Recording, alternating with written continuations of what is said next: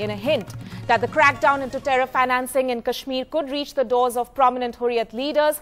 2. The National Investigation Agency has reportedly seized a list of 150 terrorists in Kashmir Valley from a separatist, Shahid ul Islam, arrested last month. In his interrogation that followed, a top government official told NDTV that Shahid spoke of Hurriyat leaders receiving funds from outfits not just in Pakistan, but Dubai and London as well. A senior police officer associated with the probe said investigators were still working on the channels they used to get the money. We're joined by Neeta Sharma, who has the exclusive details on the story. Neeta, as we can see that several, there's been a crackdown on separatists over the past few days. What more details do you have on Mirwaiz's aid now actually exposing more details? Tanima, earlier the NIA was only targeting the hardline faction of the Hurriyat, which is the Gilani group. Now the probe has extended to the moderate section also, which is the Mirwaiz section.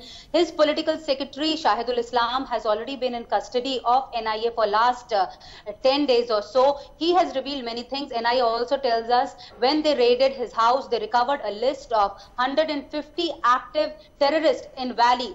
This list comprised of all the active militants in various districts of the Valley, which category do they belong to, which outfit do they belong to, and the area of operation. So NIA is saying, why would a moderate faction of Hurriyat leader have such a list? They need to explain that. Apart from that, a letter from Lashkar-e-Taiba has also been recovered from Shahidul Islam. In this letter, it clearly mentions top commander of Lashkar-e-Taiba, one faction, Ghazalvi, has written to Shahidul Islam that one of their workers has fallen ill and Shahidul Islam needs to give some money so that he can be treated in the hospital. A worker would come of Lashkar-e-Taiba to Shahidul Islam and money should be given to him. So clearly linkages of the moderate faction are now being established with the terror groups also, because earlier it was thought that only the hardline section is involved with the terrorists, but now the moderate section has also come across, in which NIA claims that they are receiving evidence.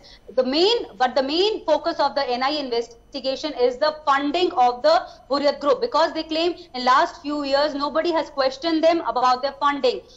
The leaders who are in custody of NIA, they have revealed that the funds were received not only from Pakistan, Dubai, but also from London. So NIA is saying that today they will produce all these leaders in the court and they would seek more of their extension. They want their custody to be extended. Yesterday also, important businessmen relating to the LOC trade were interrogated by NIA. Some of them belong to Delhi also. They are the Hawala dealers whom NIA claims has clear linkages with this Hurriyat group, and in turn with the terror funding and the stone pelting which was happening in the Valley.